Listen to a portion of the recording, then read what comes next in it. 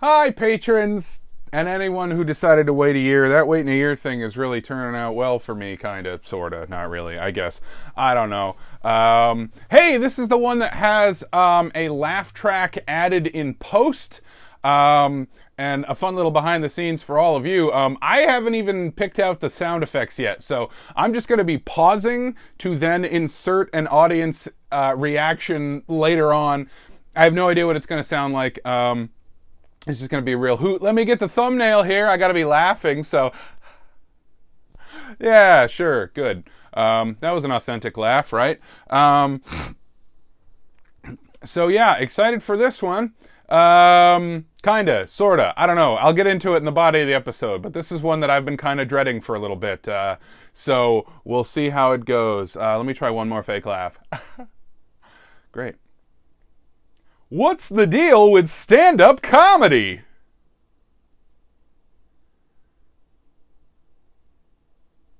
And then this is where the theme song goes. Sorry if you just followed this channel and these random videos that don't make a whole lot of sense are just popping out at you, but there you go. All right, so theme song is theme song in a way. Brand new one, technically. We'll get this thing going because I was really having a horrible time breathing earlier. I'm recording this first thing in the morning, so it's a little...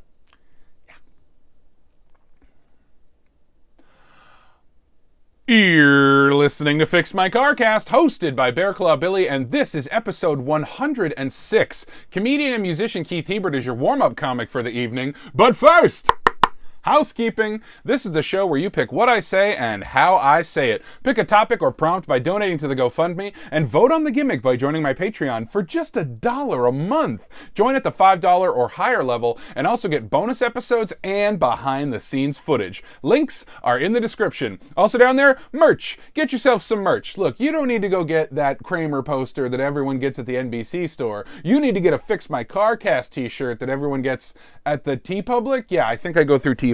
Almost forgot there for a second. Anyway, get stuff with logos I made on your body, and everyone will know you're good at sex. That's how it works. All right, we have a new donation this week. Thank you, Turtle Rocket Books, for $260. What? I'm worth it. The total raised for paying off my car repair debt is now $2,001. Also, when we get to $2,000, we unlock an automatic show gimmick, which is... Oh, shit! We made it to $2,000! So I guess next week I will watch all the Fast and Furious movies back to back and then record my podcast at the end. Damn! It's gonna be weird not having to say that every week. I guess I need to come up with a new milestone, so when we get to $3,000, I will record an episode at sea. For you sticklers who are technically like, you already did one on a boat. Fun fact, did you know that this whole podcast disappears when we hit $10,000? Oh, there's the light. That's my time. Folks, I cannot believe it. I'm finally doing the Fast and Furious thing. More on that in the bonus episode. I'm not going to take up too much time here, but what a wild ride that's going to be. Yeah. Hey, you may have noticed the theme song is exactly the same as it was last week. Because Turtle Rocket Books donated more than $50, he got to change one thing about the theme song, but after asking him twice what he would like me to change, he simply replied, "I don't have an opinion on the theme song." Fair enough. Do you like it? No? Well, if you make a donation of $50 or more, in addition to picking an episode topic, you get to change one thing about the theme song forever. Unless somebody else changes it back. Want me to add a funky slap bass riff and some weird mouth sounds? I'll do it. $50. Absolutely true. Even though it's the same theme song as last week, I resaved it with the number 1 higher just so that I, on a technicality, know how many times someone has paid to change the theme song, even if they didn't change anything. Yeah, that's the kind of nerd I am. Anyway, no new patrons this week. Bummer. Now it's time for a topic suggestion. I'll suggest topics I think I could easily talk about for a whole episode, though admittedly, I think the show is more fun when it's something I'm completely clueless about. So, something I could talk about is The screenplay I wrote in college. I'm in the process of moving, and I found the damn thing in a crate in the attic. Is it good? Is it bad? Is it worth keeping in a crate in the attic? Want to know more? Donate today. Checking in on the best city in the world based on which city listened to the last episode the most, and we've got us a tie between Portland, Maine and Saco, Maine. Ties are broken by whichever city listened to the most episodes, and our big winner is Portland, Maine. Congratulations, Portland, Maine. Let it be known that your Cafe Nervosa, Central Perk, and Monk's Cafe are the best in the world for 7 days. Last episode, I talked about landlords and the vengeful spirits they should be visited by while doing a tarot card reading. You can see video of the entire episode over on Patreon. Also, head over to Patreon for a bonus episode where I talk about the TV show Moonlighting. There is no gimmick poll for next week's episode because it'll be the Fast and Furious Endurance Test Special. Well, maybe I'll put a cute, silly poll up as a placeholder. Go check it out if you're real cute and real silly. Okay. Time for today's gimmick, which is add a laugh track in post. I'm going to discuss the topic like I normally would, but I'm going to leave gaps where I can insert the canned sounds of a live studio audience. Of course, gimmicks don't start until housekeeping is out of the way in case any of them prevent me from sharing vital information. But now, Fix My Carcast is recorded before a live studio gimmick zone. From this point on, gimmicks are active and everything is improvised. Today's topic comes to us from Anonymous2 for $50, and I've been asked to talk about stand-up comedy. Well, ain't that a kick in the face? It must be so weird to see the video version of this without the reactions. But anyway, yeah, I've been asked to talk about stand-up comedy. Now, in fairness, Anonymous2 gave me like a whole laundry list of like subtopics that I can talk about. But I did, you know, the initial was just stand-up comedy. Now, I've been kind of dreading this one for a while. When you get a lot of topic donations in a row, you kind of have more time to think about the ones that are later down the list. So I've been thinking about stand-up comedy for a couple of weeks now. I'm so self-conscious about having to make enough jokes for there to be a laugh track. So yeah, I'm going to get into my stand-up journey, like my history with stand-up, what I like about it, what I don't like about it, and hopefully that'll be helpful for, I don't know, anyone who wants to get into stand-up comedy, which I'm guessing is anonymous too, or he wouldn't have shown interest in the topic. So, where to start? There's so many ways I could go with this. I feel like the best place to start is at the very beginning. So, how did I get into stand-up? Well, boy, let me tell you. So, I feel like I got into other kinds of comedy before I got into stand-up. I was an SNL kid. I would go so far as to say we were an SNL household. I would say we were such an SNL household that it took me a while to realize that not every family was as so we must be there at the TV every Saturday night for Saturday Night Live, but we were such a Saturday Night Live family. So I think that was where I really started getting interested in comedy, was like, oh, okay, sketch. And then the two things I always cite as what made me a performer, and gosh, oh my gosh, wait a minute, someone has sponsored this topic before. Whoopsie-ding-a-doo! Someone has sponsored, how I got into performing, so I don't want to retread that too much. I do want to tell you things that you haven't heard before. So I think I talked about, I was really into Mystery Science Theater and Whose Line Is It Anyway? And some wires got crossed in my brain, and I thought that both Whose Line Is It Anyway and Mystery Science Theater 3000 were improvised. Only Whose Line is improvised. I thought they were both improvised. So, to be completely honest, the comedic art form that I got into first before anything else was talking during movies and basically trying to get so good at it that I could be on Mystery Science Theater 3000, not knowing that that show is scripted. I thought they just walk in the theater and let it rip. Now, and it's really hard to talk about yourself as a performer because it sounds like you're bragging about everything. I'm so sorry I'm not leaving spots for people to laugh, but also in general, sitcoms don't comment on the fact that they haven't had a joke for a while, and then this is the spot where you laugh. So, sorry, I need to leave more laugh gaps. Everybody into my laugh gap! And I'm not going to stay on topic. I'm going to be jumping all around, and I apologize. So anyway, movie riffing, improv, sketch, those were all more appealing forms of comedy to me than stand-up. And I'm not going to hide that the first stand-up I ever got into was Jeff Foxworthy. We were poor. I do live in the north, but in a trailer park, so we were the rednecks. I've heard them called slednecks. And I did enjoy sledding, but I did not actually go out on a ski-doo. So stand-up was kind of song parody. I was even into Weird Al before stand-up. So stand-up was like a thing I considered as like my 9th comedy option.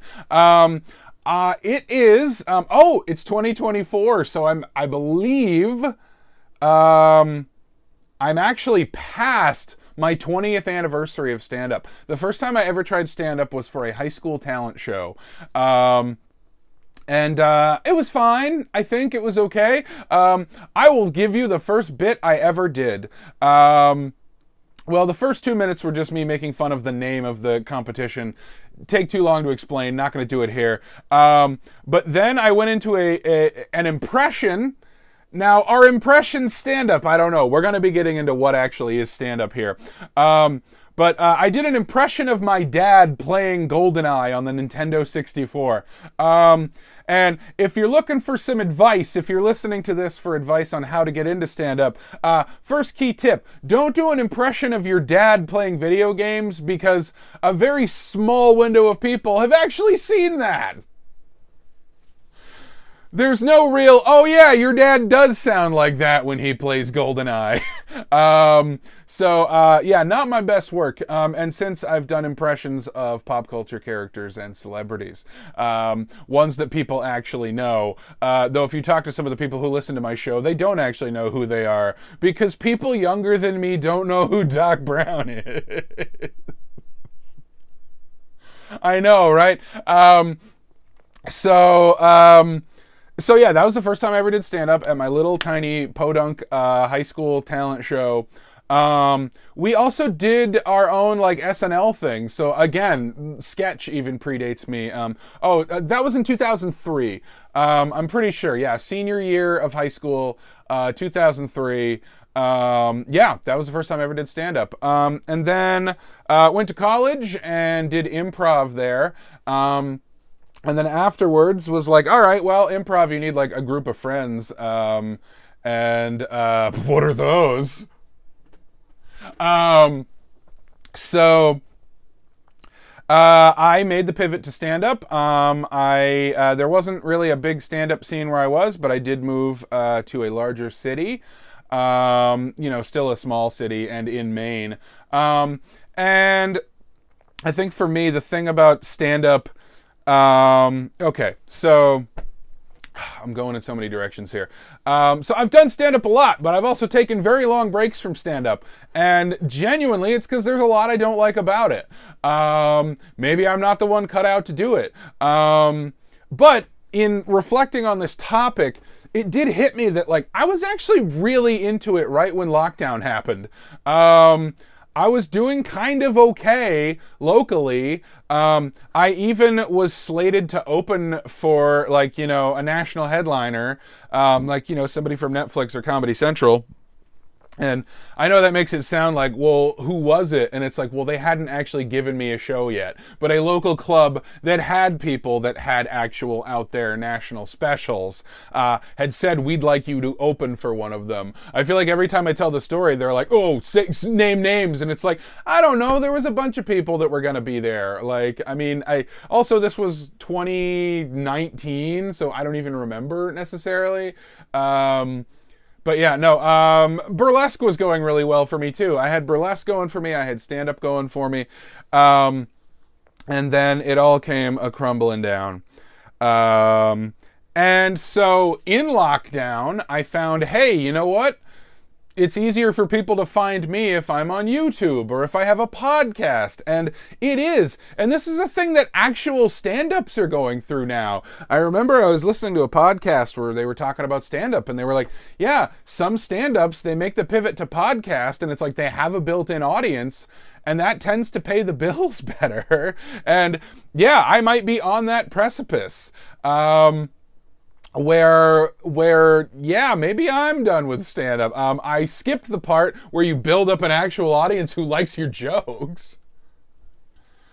But you know, I think I'm doing okay at this podcast thing, kind of, sort of, maybe. I don't know. Yeah, so I've been thinking of doing it again. You know, I always get that bug, but it's like, you know, my true loves are improv and movie riffing. And haven't I gone to a lot of, you know, people that own clubs and been like, hey, I'd like to do this. And, you know, it's just not as big a draw as stand-up. So it's a little harder sell, but it's what I'm fucking great at. That would have been bleeped on network television. Go listen to the bleep episode. It's a lot of editing and not worth the effort. Okay, I'm actually blasting through this topic a little faster than I thought. You know, I don't want to run the light. It's a little stand-up humor for you. So, I don't want to talk about, like, local comedians I do and don't like. That's shitty and not something I want to get into. But that does bring us to something I don't like about stand-up. The constant who sucks and who doesn't, and having to pretend you like someone who's really bad and probably bigoted. The thing I hated the most about stand-up was the begging my friends to come see me just for the only thing for them to remember at the end of the night was how fucking terrible everyone around me was. And this is not a brag. You go to an open mic and you're just gonna get half the people there being fucking terrible. If you're lucky, fucking terrible just because they're new, but more often than not, fucking terrible because they're fucking cavemen and they couldn't even sell car insurance. For real, though, men are the fucking problem. Sorry, men. Now, I know people who are like, if we just say men are the problem in stand-up, then, you know, that's not going to encourage them to get better. Here's the fucking deal. Yes, it will. Because if you're a man and you hear men are the problem with stand-up, well, then be fucking exemplary. I don't even have anything funny to say here.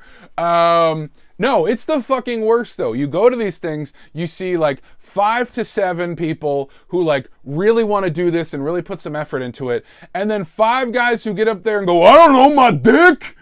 And like, by the way, just the mere mention of dicks, that's fine. But I'm talking stuff where it's like, oh, yikes, fuck, this person doesn't understand what a fucking disaster they are. And by the way, being a fucking disaster is a prerequisite to stand up.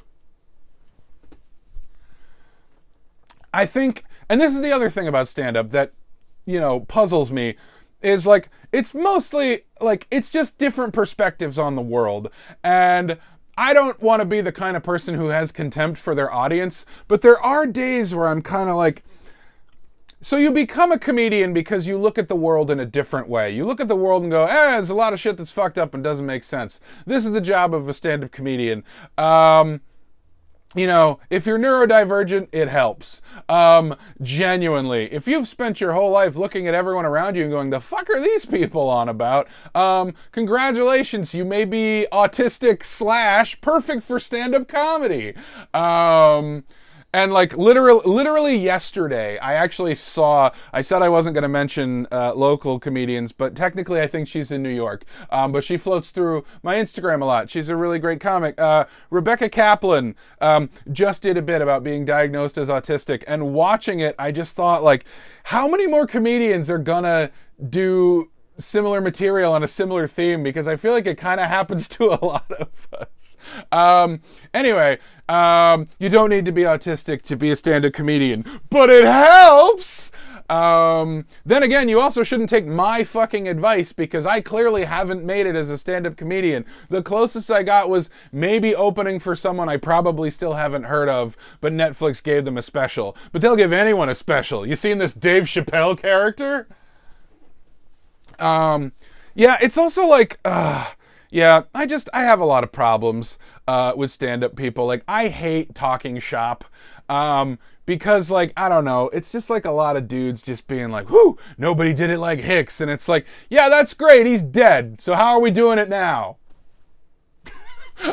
Like, also, side note, as I've been meditating on stand-up all week, I realized, if your name is Bill, I probably don't like your comedy. Right? I laughed at my own joke there, so I get to join the crowd at that one. But speaking of joining the crowd, there's not actually a joke there. Don't leave a gap for a laugh. I say to myself in real time. I like improv. I like improv so much because I get to laugh at the thing too. Genuinely, I like just saying shit off the top of my head. I'm more comfortable with it. And I've thought about this a lot. I should probably be a comedy writer. Like, I write a joke and I'm like, oh, that's really funny.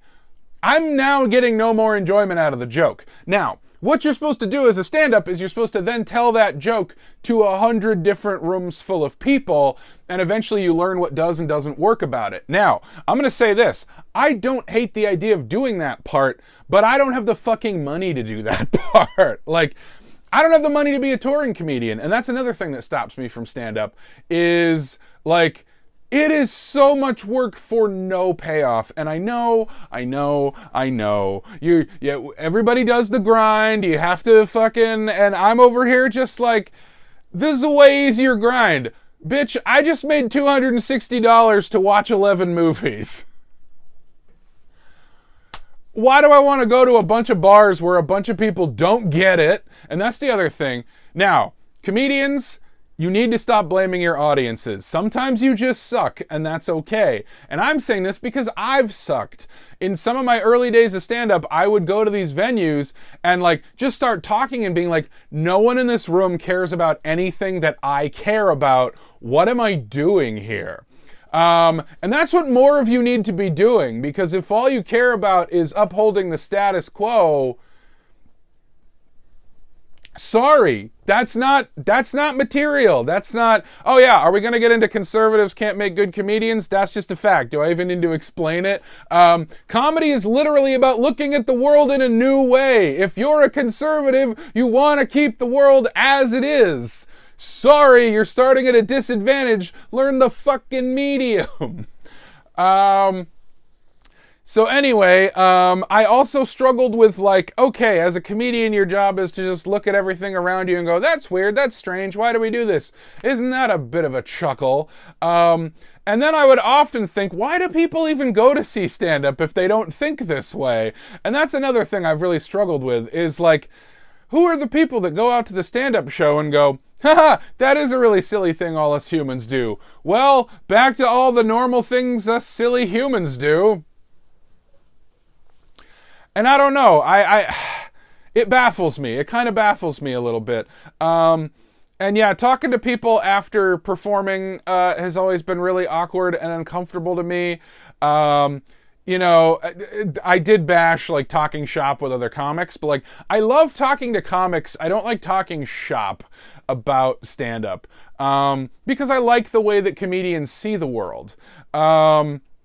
But I don't always like when they start getting into, you know, oh, this person's a legend and this person's a genius and this person whatever.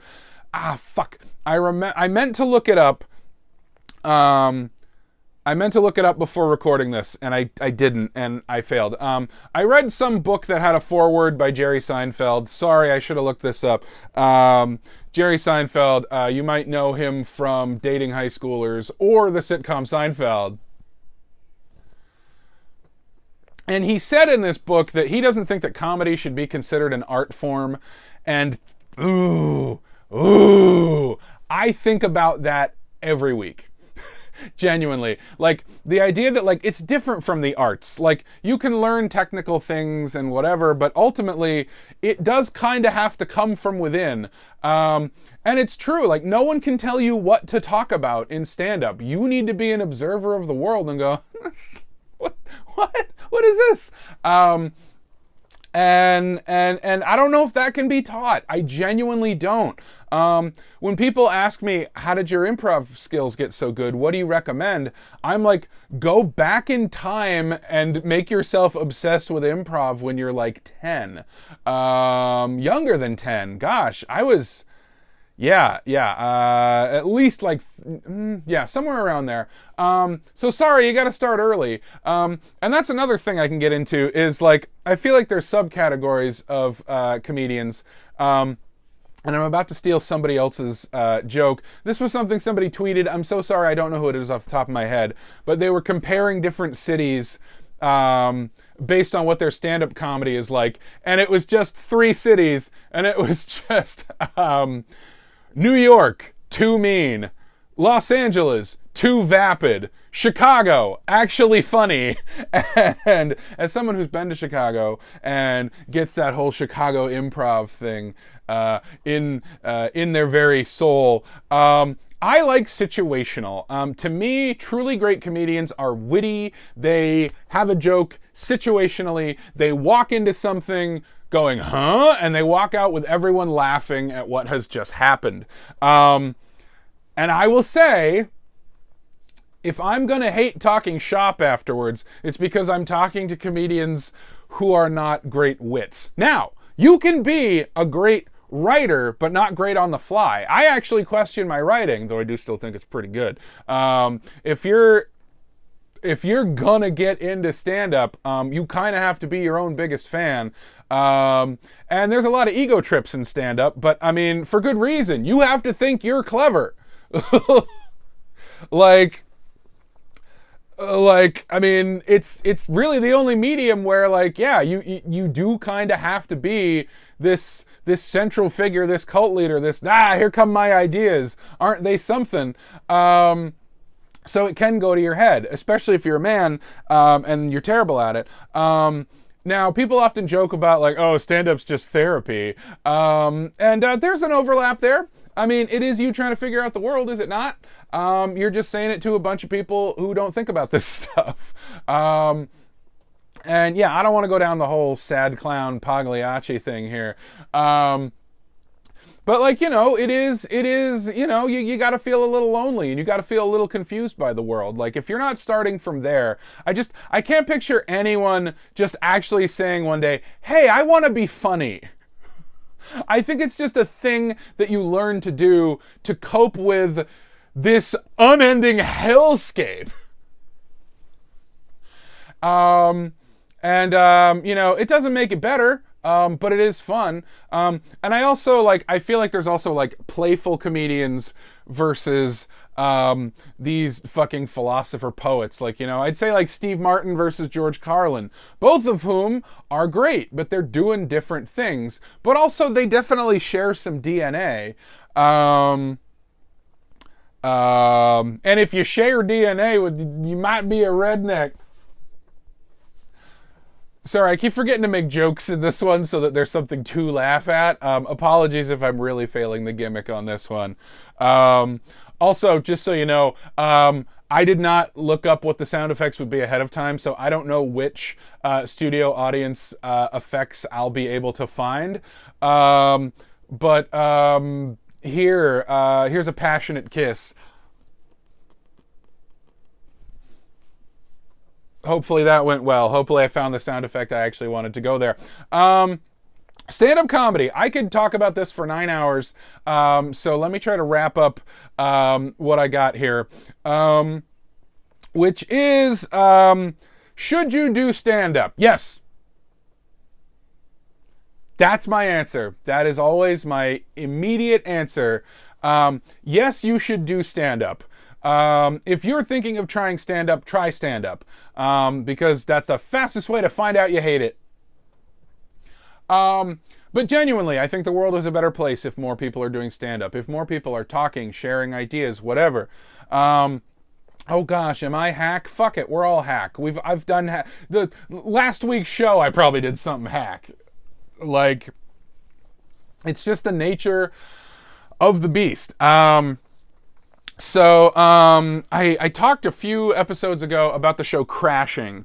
So I guess I'm going out on comedy advice from someone else's comedy advice. Crashing is a great show. If you're thinking of getting into stand-up and you haven't seen Crashing, watch Crashing. Because admittedly, it is about someone who lives in a house. I'm sorry I go through so many tangents, but I do need to throw out there. My number one tip for stand-up comedy is be born rich. The comics I love and the comics I hate both have that in common.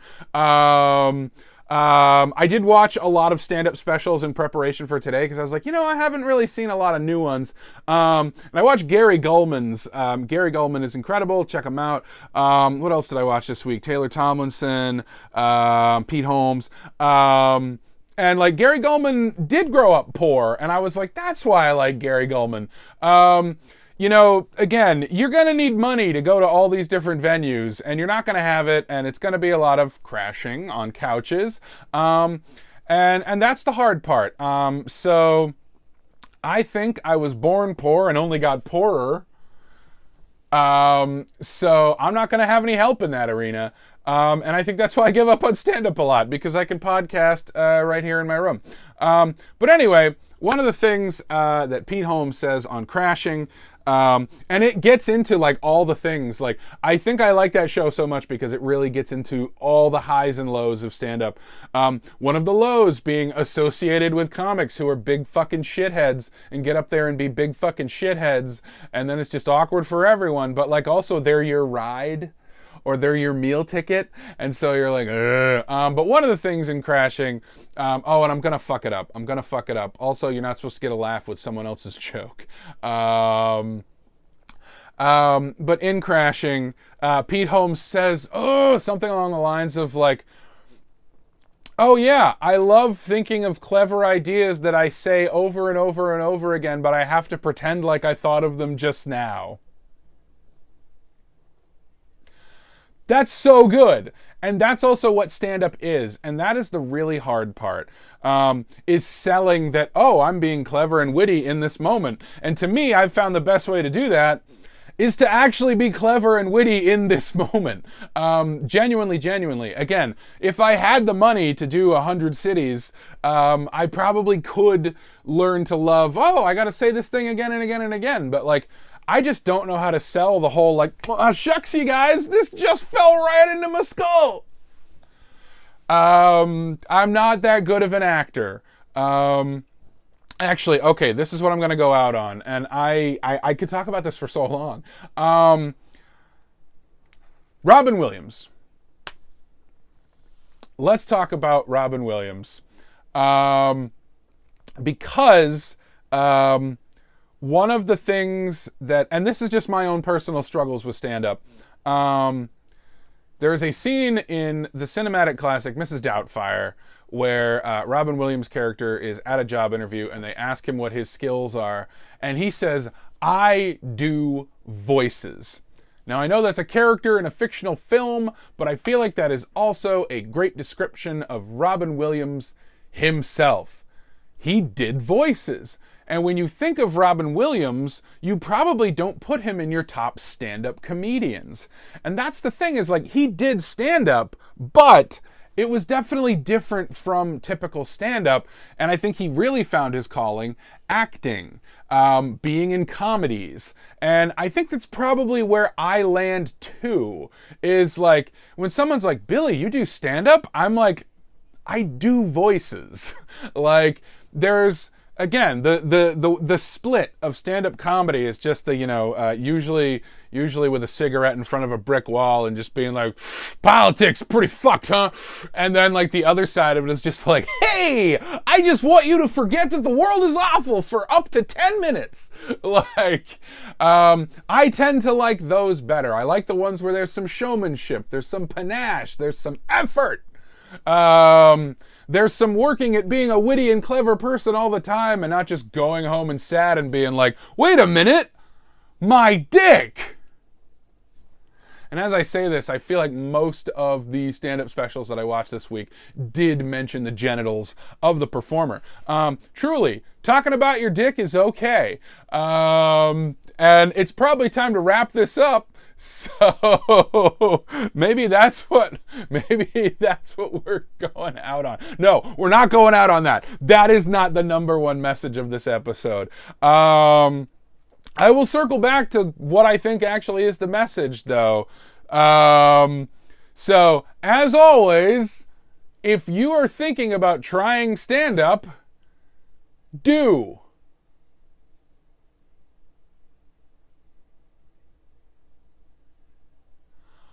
Whoo! There were so many things I wanted to get into this episode, and I probably didn't get most of them. Yeah, I don't know. I could talk about stand-up forever. Clearly, this went longer than I was planning. The gimmick was really tough on that one. I'm not going to lie. You'd think, oh, laugh track, that must be very conducive to talking about stand-up. No, it isn't, because I want to get serious about stand-up.